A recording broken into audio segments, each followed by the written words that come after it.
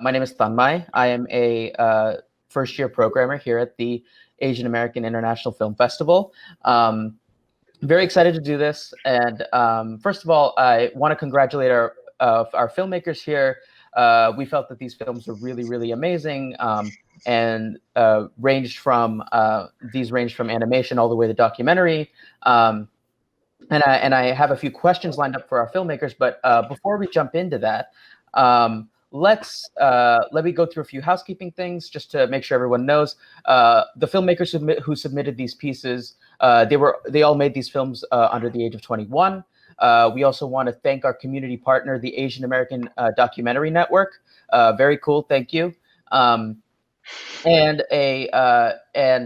our audience, you can also send in questions through our Twitch stream, and I might not get to all of them, but we might be able to get to some audience questions towards the end of the Q&A. Okay, cool. Before we jump into it, let's have the filmmakers introduce themselves first. Hi, my name is Nancy Nguyen. I'm the director of Frat House, and I'm in Garden Grove, California. Hi, I'm Ray Tang. I'm the writer-director of Noodles and Incense, and I'm currently in Chicago. Hey guys, I'm Josh Leong. I'm the writer-director of The Other Side, and I'm calling in from Virginia, just outside of DC. Hey everyone, my name is Sophia Barra. I'm calling in from Connecticut, and I'm the producer of The Other Side. Hey everyone, I'm Milky Tran. I'm the writer-director of Three Fish, and I'm calling in from Pittsburgh, PA. Hi everyone, I'm JJ, and I'm the producer, narrator, and writer of the film The Quiet. I'm the youngest one here, and I am I'm the father of the director and animator. He's 21 right now, and he's asleep as it's 1 a.m. in Perth, Australia.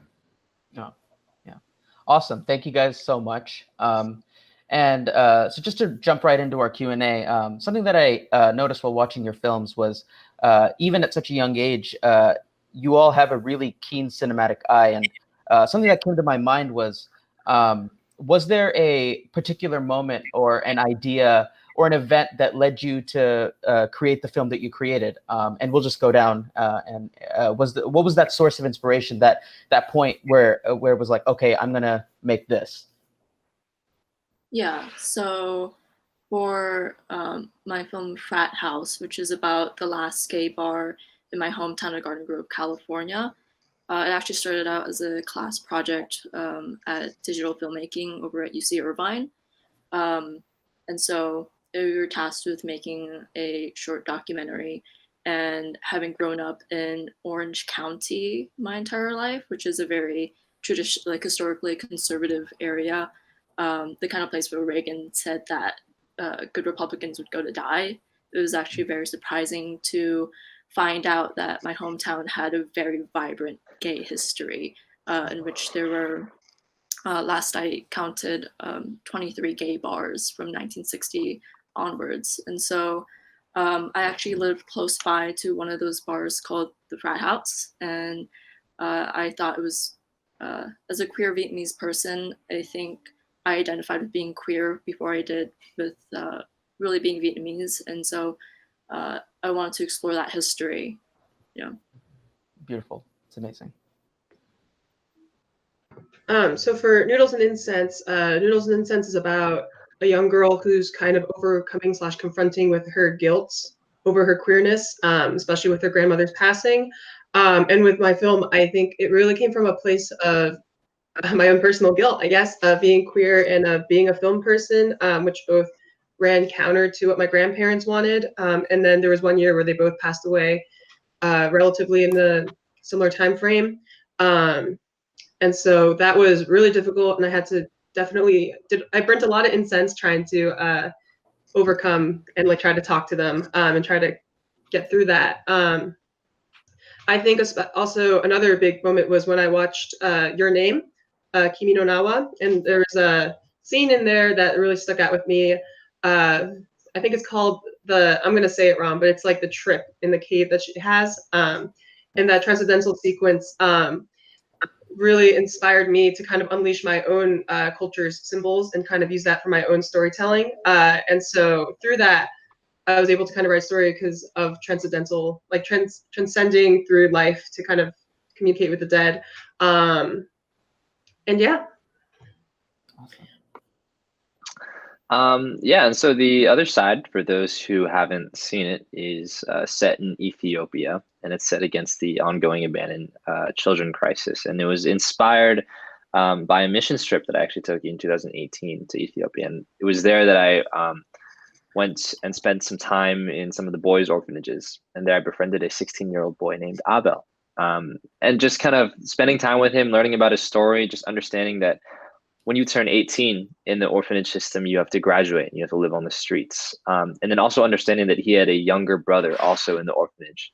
And that when he would graduate, he would be separated from his younger brother. And so I took that kind of story to heart. And I started my freshman year at NYU that following school year. And I was really compelled to write a short narrative script about his story.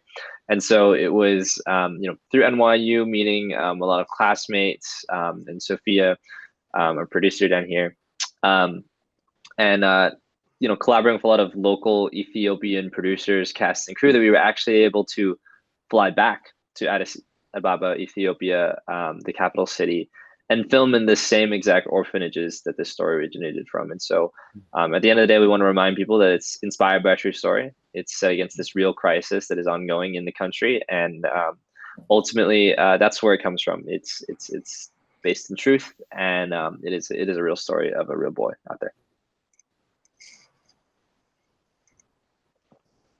So my story, Three Fish, it actually started, similar to Nancy, as a class project in college. Our objective was to make a oneer, and that made me think, okay, what's the most interesting location I could think of? And an Asian grocery store has always inspired me, and I love the lighting. I love how the busyness of it. I love the colors. I was mentioning earlier, the way that like kids stare at like fish tanks and the crab tanks, and I just there's so much relatability about it and familiarity that I wanted to take place there. And the story, considering that a lot of what shaped me and shaped my future goals were hearing the stories of my parents and their stories whenever they immigrated to the States from Vietnam. So I wanted to tell a story that was inspired by Asian diaspora and having to rely on the people that you know when you first move to a country, but choosing to create your own path and the independence that comes with that. Amazing. Thank you. My film, The Quiet, is an animation set in space, and the inspiration to make it actually was the director was my son, was looking for a new film to make, and I reminded him of a story he had written when he was 15 called Silence, which started out with the words, "Silence is the most beautiful thing that exists in the universe." And it ended with the words, "Silence is the most terrifying thing that exists in the universe." And so I said that in those words is a story, and you should make something with that. So he started, the entire story, grew organically, and the only thoughts that he had and we had at the start were that it was going to start in space and try to relate space and this astronaut reminiscing about life on Earth, and relating things in space to Earth. And if you watch the film, you'll see you'll hear the sound of an egg cracking, and then you see a supernova, appearing, and you hear a gas stove switching on, and you see fire. You see an explosion in space, and lights, and a light switching off and on. You see stars appearing. So there's a lot of things that remind people of the Earth. But as the story grew, and not to give too much away, but it slowly developed into something about mental health, actually. And you actually see the expanses of the universe, but you also see the innermost recesses of the human mind. Amazing. Thank you. When I was watching everyone's films, I'm thinking, oh, like this might be your first, second films that you guys have made. So it seems like I think of our closest influences and being inspired by a certain film or a certain filmmaker and being so close to that and taking that and running with it almost and trying to create your own sort of work of art. And for me personally, like when I started to make my stuff, when I started to work, a lot of the works of Mira Nair, M. Night Shyamalan, Barry Jenkins, these were the things that kind of that I stuck onto as kind of a place to start. So then I wanted to ask you, because you have come, this is sort of at the beginning of your careers. Is there a film or a particular filmmaker that informed your creative process as you were making your respective films? Yeah, so I think for my short documentary Frat House, I think this is a film that I sort of try to have inform everything. Like most of the things I work on, it's Camera Person by Kirsten Johnston, and it's a film that Kirsten Johnson is a director and documentary DP, and Camera Person is a film that compiles all of these kind of sort of curious, contemplative beats or outtakes from all of her previous documentary works. And it's sort of a study in kind of sort of these moments that you don't quite expect, or these questions that emerge that happen on screen that aren't really planned. And so that was a source of inspiration in terms of finding something within sort of a nonfiction image and trying to frame, to read for meaning, and to try to find something that feels generative within the image, or sort of opens or like asks questions in the image. So yeah. I remember submitting, so we have student organizations at Northwestern, and we had to like submit grants proposals. And I remember distinctly thinking, how the heck am I going to conceptualize a woman being in a pot and then her grandmother throwing down noodles and then noodles suddenly appearing in front of the woman? And like, that was all really mind-boggling. I remember I actually interlaced images from Your Name, which I was mentioning earlier, to like, because like that was the only way I could think of it, of how to make it look make sense to people almost, because it was just so out there. So Kimi no Nawa definitely really inspired me, especially with there's some really interesting cuts, and the shot reaction shot mechanism that they use a lot was really, really powerful and like very creative, and so I was like very inspired by that. But another thing, taking at the same time, and so we were watching a lot of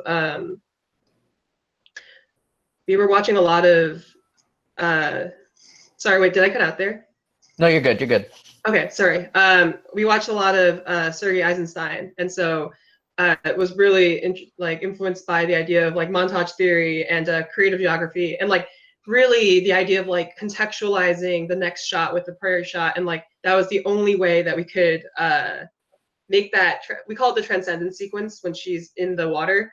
That was the only way we could really make that work, was kind of banking on this idea that like you see when like you see the pot and then you see her, like you're gonna establish the connection that she's in the pot. And like, yeah, we were really worried for much of the film. Awesome.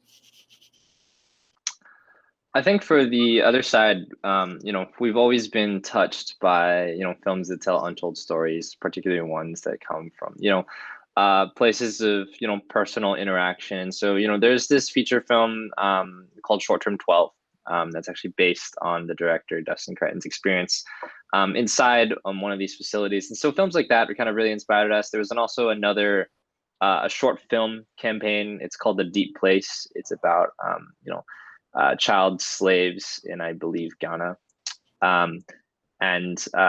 Just looking and seeing what those kinds of films were able to, start to raise awareness, or to have a campaign to, abolish slavery around the world, for example. And so really wanted to model kind of our campaign and, film around that.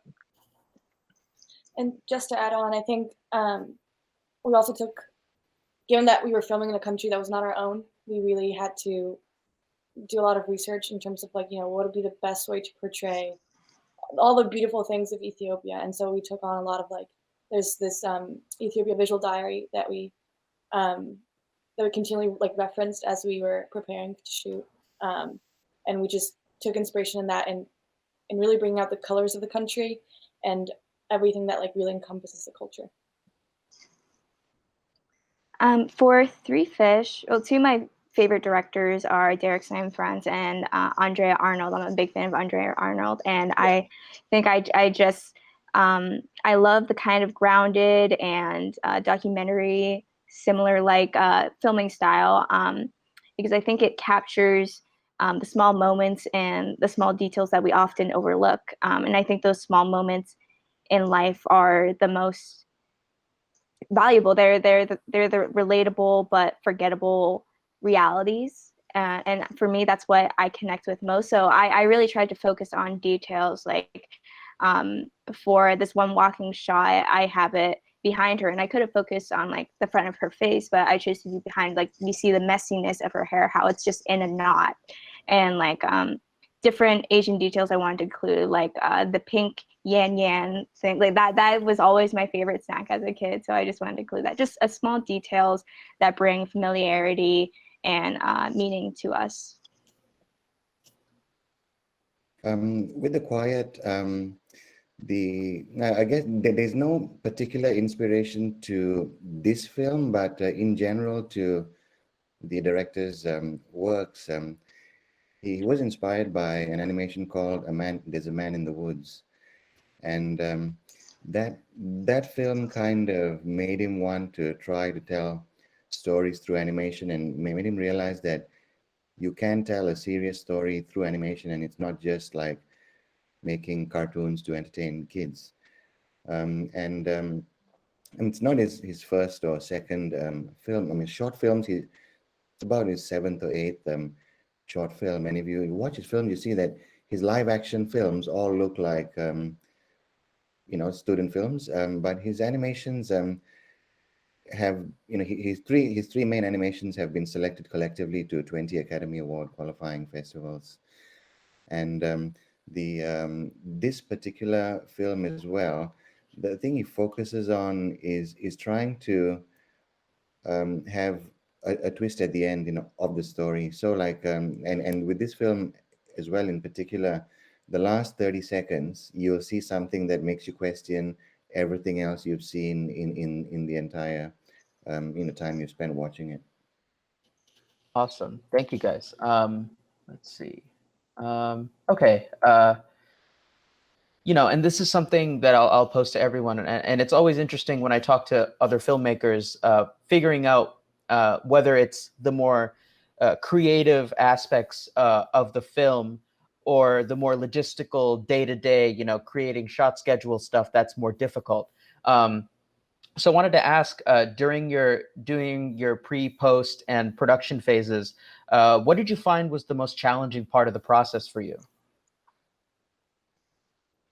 I think for me, assembling the documentary in post was probably the most difficult part, because we were working with a number of like talking head interviews, B-roll, and just cases and cases of archival photos, as well as like a retrospective sort of look at the landscape of the city and how it changed from being this once vibrant gay scene to a very sleepy sort of like strip mall kind of area. And so it was trying to combine or assemble all of these elements into something that felt cohesive and coherent. Yeah. I was approaching the filmmaking with like a lot of different concerns, like, oh my God, how are we going to cast a grandmother? How are we going to pull off like getting a restaurant? That seems so difficult. Until one day my professor had to literally sit me down and tell me, Ray, so I read your script and I saw this underwater scene, and I mean, I don't want to scare you or anything, but like people might die. And so after that, I took that really to heart and was very freaked out. And so that was definitely the biggest challenge of the whole movie was that underwater sequence, because we A, had to make it look like it worked, and then B, had to make sure everyone, like my professor said, nobody died. So we ended up, luckily, like I was blessed with an amazing DP. His name's Adam Birch. You should hire him if you're looking. But no, he's wonderful, and he was able to kind of like call a bunch of underwater people who've done like those kinds of shoots. We were able to hire some guy from actually National Geographic who was able to help dive and get that gear and get an underwater camera. And then as for oh, and another safety thing we installed was like apparently there's these like wires that like trip when they sense water, and so they like just cut out the circuit, and so we didn't electrocute anybody, thank God. Yeah, and then as far as just creatively, that kind of just went with like a lot of the Russian cinema stuff that I was learning about, and yeah, just a lot of tricks. Like I remember we had to like knit like weights into the dress so that way it didn't all poof up at once, and that way it looked like it was normal and pretty. That sounds so interesting, by the way. For us, I guess, like, not so cool, but the biggest like problems that we faced or challenges were really organizational, just because we had to prepare a lot of things ahead of time, and we went through a lot of, prep with a schedule and like logistics so that when we get there, things could run smoothly. But I think our saving grace was our producer from Ethiopia, who acted as like a liaison for us and was able to connect us. Sorry for the dog, but it was able to connect us with casting and locations, and was able to plan ahead. It was hard to communicate with him just because they were like 8 hours ahead. But regardless of all the planning we did here, once we got to the country, things kind of went out the window because the weather was the biggest problem in the country. We went to film right in rainy season, so like we couldn't really predict when it was going to rain during the day and when not. So we really learned to be very like adaptable to the situation and just kind of, plan the night before and go with the flow.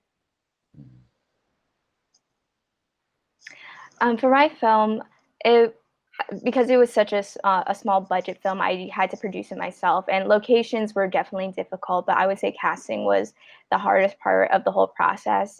Being in Pittsburgh, we do have an acting community, but it's not like New York, it's not like LA, it's super small, and adding in the Vietnamese element, I have to find Vietnamese actors. That's like 20 times harder. And then Vietnamese actors that speak Vietnamese, because it's a fully Vietnamese film, was so hard. It was ridiculous.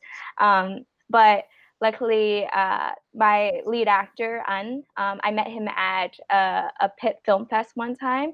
We literally spoke for 2 minutes and then followed each other on Instagram. And I just randomly DM'd him and said, "Hey, do you act? And do you also speak Vietnamese?" And he's like, "Yeah."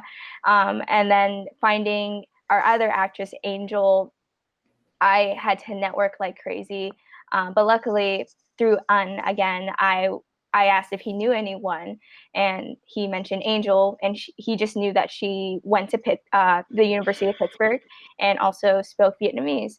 And she actually has never acted before, which was I was open to. And once she did that audition, I knew it was the right thing, even though she didn't have the experience. And she was amazing on set. Both actors were amazing on set. So it was really a blessing. Awesome. Well, now ours was a big budget film. I think it cost about $300,000 because that's how much it cost me to feed the director for 21 years. But like, yeah, I mean, like actually, there's no budget at all aside from the time spent, because it was all done in his room, and aside from the time we spent in a recording studio for me to do the narration with him, and even the sound effects and stuff like that, we literally were cracking eggs in the recording studio to make some of the sound effects.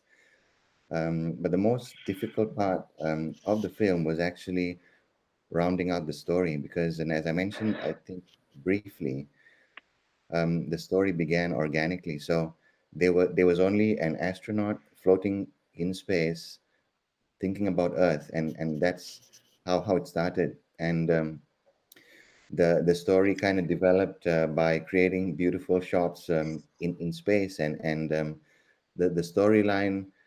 The most difficult part was rounding it out, and then realizing that realizing about 2 months after it started that we're actually making a film about mental health and isolation and the impacts on the human mind of incarceration and trauma at birth and in later life.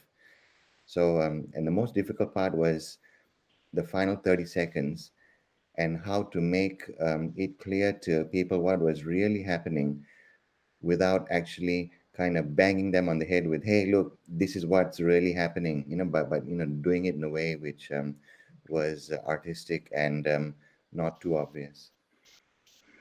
Great, thank you. Really thoughtful answers. Thank you all. And all of your films, I think, really like brim with a lot of empathy and beauty, and in vastly unique ways, of course. And a lot of your films also have very specific insights into very specific types of cultural experiences. Josh, Nancy, all the filmmakers here, and something that came across my mind is something that I also think about and I struggle with too, and maybe I'll pose it to my to these filmmakers is, what do you feel? What degree do you think the filmmaker has in terms of social and political responsibility when making something? And all of you as Asian diasporic filmmakers, do you think that there's this added pressure to have social or political relevance to your films, or do you think that all films in general, anything that you make, are inherently social and political? I know that's a very broad and very wide encompassing question, but I think it's a very interesting one to ask given the body of work that we have. Ooh. I think I'm not sure if this particular film started from a place of wanting to make a social political change, but I think it really came from a place of curiosity and like self exploration. As a queer person growing up in Orange County, it's hard to find queer spaces. And so I wanted to explore that in my work. And in the process of doing that, I found community. I made a project that created community, and I made a project that when people watched it, and especially folks who are my age, who didn't grow up with gay bars being within their kind of queer experiences, it became both a sort of like a opportunity to learn about history and opportunity to just see the idea that there were once really vibrant queer spaces, and that this is something that they can preserve, they can create, and they can build community around. And so sometimes it's unintentional or maybe not entirely sort of at the forefront of your mind, but that's sometimes where the work takes you.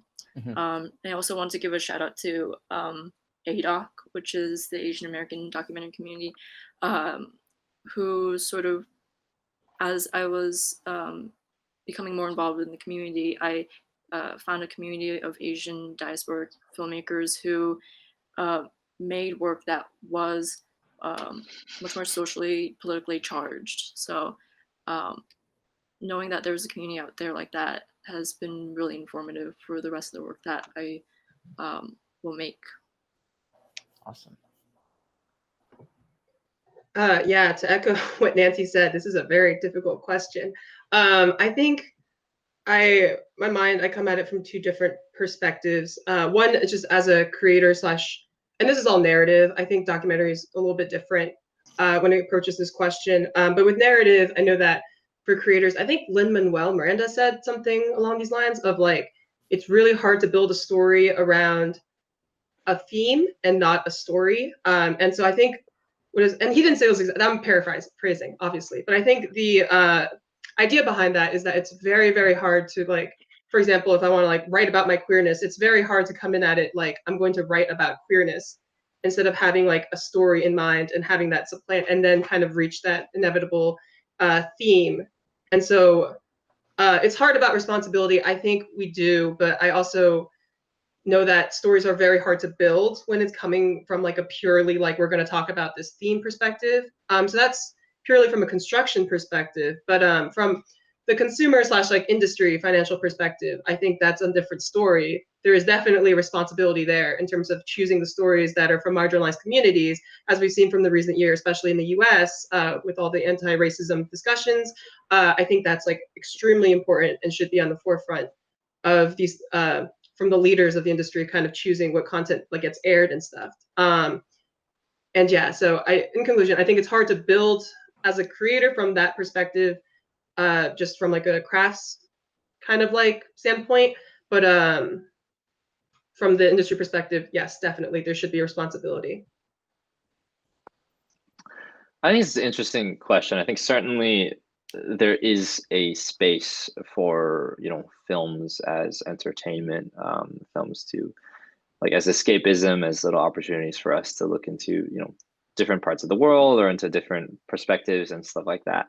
But I think in our case, you know, really the story and telling this story, raising awareness about this issue stems a lot really from personal experience. Just being able to have gone on a mission trip. I live very close to DC, which happens to be the second largest Ethiopian city in the world. And so just being able to, you know, be really in touch with these communities and the communities over there, I think, you know, ultimately, you know, prompted us to think about, hey, we have a talent for telling stories. We have a passion for telling stories. Can we do something good with it? And I don't think, you know, everyone has to necessarily do that. But I think, you know, we've just been very blessed to, you know, be given opportunities like this. And so I think it's really more about, you know, the filmmakers or really anyone being able to take advantage of the opportunities given to them. You know, if you have a chance to bless someone else or you have a chance to, you know, share someone's story that wouldn't otherwise be told, I think, you know, there's something to be said about that. However, you know, I don't necessarily consider us or filmmakers in as a whole as, you know, necessarily champions of you know, champions or experts on any particular social cause. I think it was important for us in particular to make sure that we weren't pretending to be experts on the abandoned children crisis. We weren't pretending to be experts on the Ethiopian on like Ethiopian culture. What was more important to us was making sure that we were listeners, that we were listening to the people around us, listening to, you know, what was being said, what we saw. And I think, you know, just as an analogy for people in the creative arts, I think that's what we all should be as well. You know, we just reflect kind of what's around us. We reflect the, you know, the work of others and stuff like that. And we're just very lucky to, you know, get to encounter stories that we can share with the world that impact others to motivate towards social causes and stuff like that. I mean, this is like a really challenging but great question. I would say like when I was 18, I was very stupid and said that I was not a political person. I'm just not a political person. I don't have opinions on these things, which it just shows like the privilege that I had to not care about politics. But once I entered college and just started meeting like a great diverse group of people, I realized that politics is just caring about people and caring about what they care about. So I would say that the conflicts I like to focus on all have a social aspect just because it has that care and value to diverse people. But in regards to if I have like we have a responsibility to tell these types of stories, I think I love telling stories about my parents' immigrant stories. I love telling stories about my Asian identity, but I feel like there has been a pattern in Hollywood lately that Asian representation means writing just about that and what makes you different, which I think is beautiful in itself. Like The Farewell, I love that film, beautiful film about culture and family and identity. But I guess like as I've been progressing in my career and applying to these diverse fellowships, these diverse mentorships, a lot of the times I feel like it's like trauma porn in a way. Like, tell me about your identity, why you felt so different from the world. And I don't know. I don't think I would like eventually to tell stories about my life that include Asian characters, but do not focus on my Asianness and all the time, I guess. Yeah. Well, I mean, like with the films that we've made, none of them, being animations, none of them have been overtly shown to be Asian as such. But that side of things, comes about because of the fact that the crew is entirely Asian, and because for the last two films especially, he's been the writer, director, editor, animator, music composer, music player, and I've been the narrator, producer, and assistant writer in a sense. So and the film, in terms of the message that it sends, when we made it and when it was complete, we did not know that the world would be going into a pandemic 2 or 3 months after its release. And actually, the messages in the film, ironically, come across as to the impacts of isolation on the human mind, the impacts of trauma on the trajectory of a person's life. And I mean, like, it's quite amazing that it's in a way an isolation film that was created. Although I see, like it's about an astronaut in space, but it's a film about isolation at its heart. So and that's the message, I guess, for this particular film.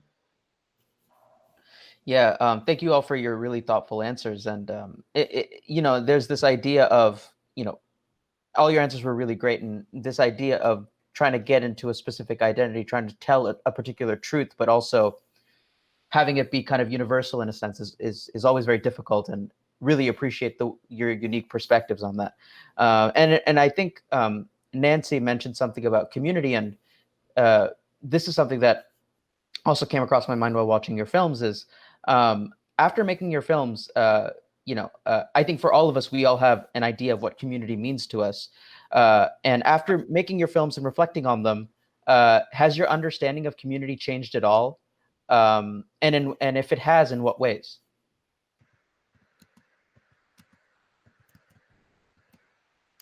Ooh, is it okay if I come back to this one? No problem. Thanks.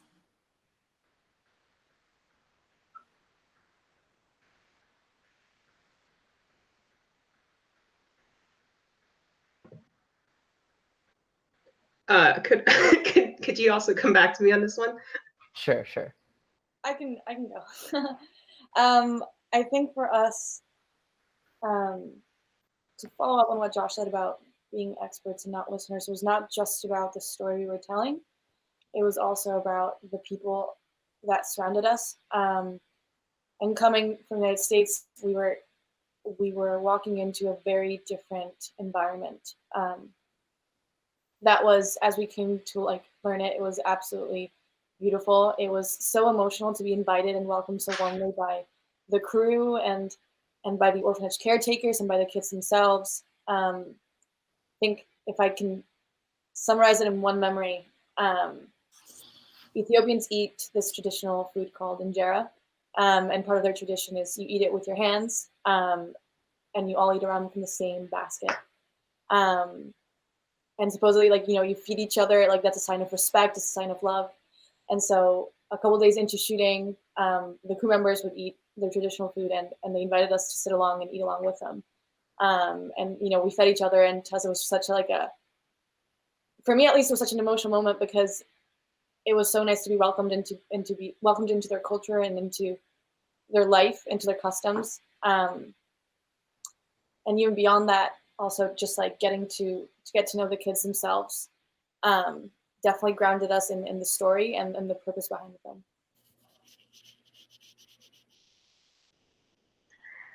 This is a difficult question as well. I would say that, well, this is the first time being in this festival makes me feel embraced by the Asian community. This is the first time I've been a part of a festival that was by Asian creators. So I feel very embraced by that. But the story that in Three Fish, like I mentioned, was inspired by my parents' stories when they first immigrated to the States. And I think this was semi-inspired by my father's story of how he came to the States with people that he considered family. And they were basically all he had at that time, but they were abusive in different ways. And then eventually he went out and created his own community, his own family out in the world. And that's kind of what my story is about, is as an immigrant, sometimes you feel stuck with who you are, but you have to find that resilience and that strength to go out of your way and form your own community. So I would say community is not what you're stuck with, it's what you create and what you join.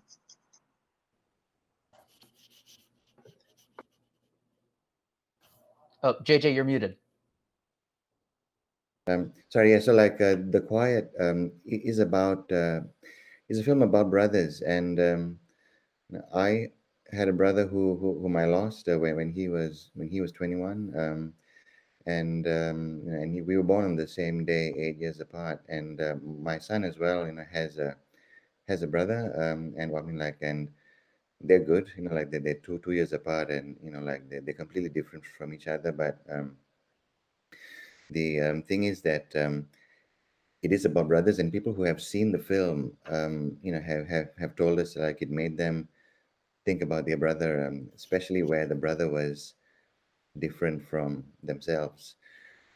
So I mean like the film is about family in that sense, and it is about community in a way. It kind of helps some people understand uh, what people around the world are going through with isolation during the pandemic, and how that could negatively impact on some people who are more susceptible to being mentally afflicted when it comes to isolation.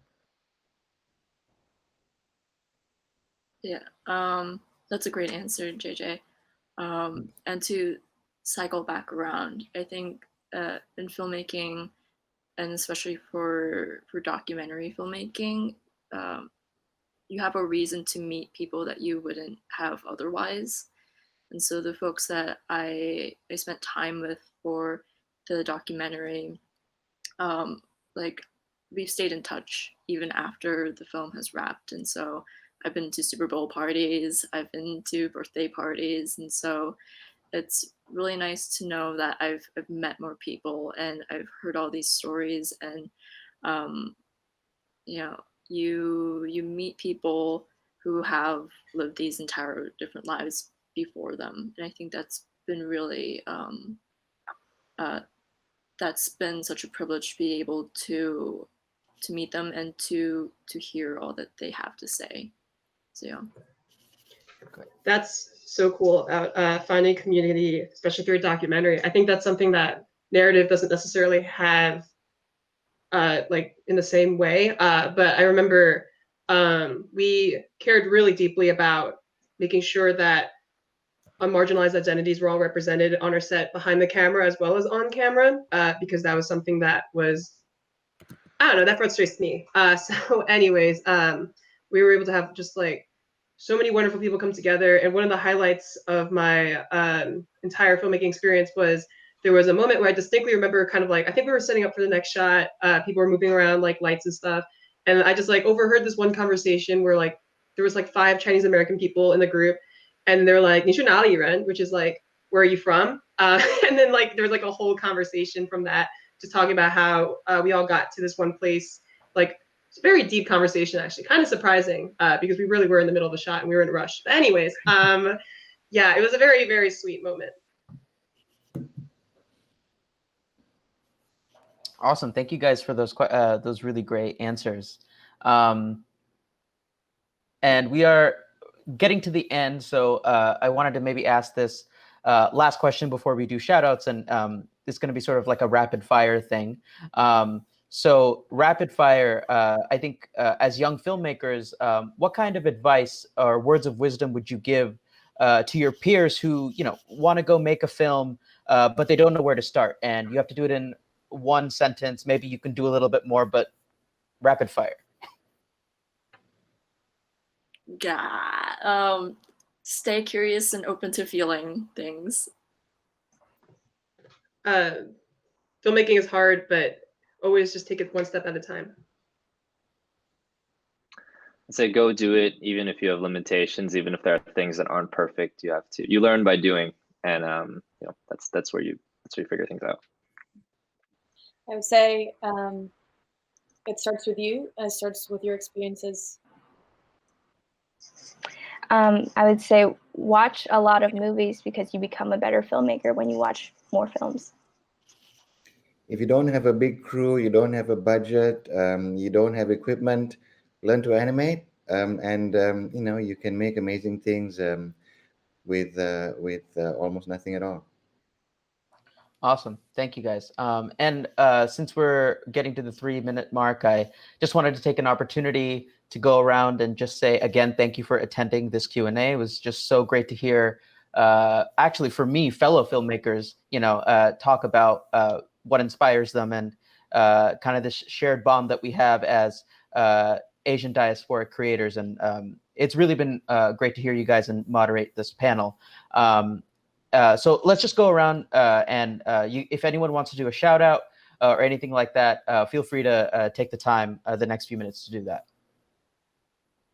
Cool. I want to thank one person in particular, and that's Brian Jackson, who is the program director at UC Irvine's Digital Filmmaking, who is an incredible friend, professor, and mentor in all things like filmmaking, activism, and just how to be a person. And I want to give a big thanks to the Asian American International Film Festival for programming this and for introducing me to all these great folks and filmmakers. Thank you. Yeah, thank you so much to the Asian American International Film Festival. This has been such a fun experience. Getting to hear everybody's stories has been wonderful. I do want to thank Eric Gernand. He's a professor at Northwestern who told me to not kill people, but also just a wonderful, inspiring person who empowered me to tell my stories. Thank you. I think we want to say a big thank you to our Ethiopian casting crew, especially over in the country, Orphan Care Ethiopia, which support us along the entire way. All our NYU classmates and professors and alumni and advisors for all just assisting us. And so if you would like to follow the film, we're on Instagram at The Other Side Film 2020 and theothersideshortfilm.com. So check us out. And we're actually also in development for a feature film. So if there's anyone out there watching who would like to partner or kind of learn more, you can reach out to us as well. Also, you stole most of them, but I think another big shout out is definitely to Femnet, our Ethiopian producer. We're so grateful for all the help and all the doors you've opened.